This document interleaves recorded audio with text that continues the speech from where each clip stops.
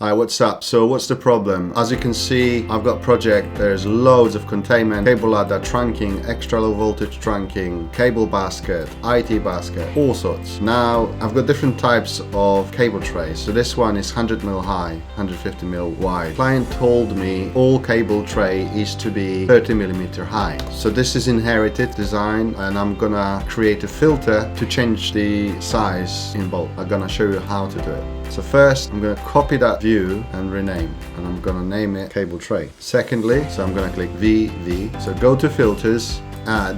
I've got similar filter which I'm gonna edit and explain. So containment is IT basket. I'm gonna use this to copy that. It's on the bottom now. Rename. So the containment is, I'll do underscore so I can see cable tray. Okay, so it's already selected cable tray fitting and cable trays.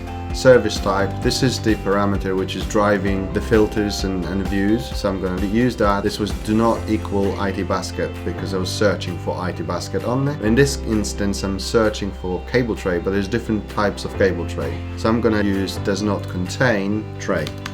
That's the filter I'm going to use, and add this to my view. So the formula basically will switch off from the view all containment which does not include tray in service type. There we go. So you can see I've got sub main tray, UPS tray, pylon tray, and so on.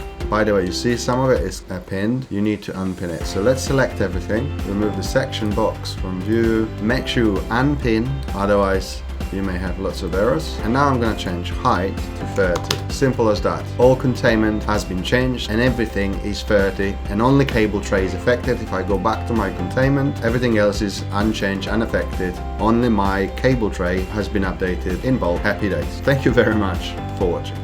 Goodbye.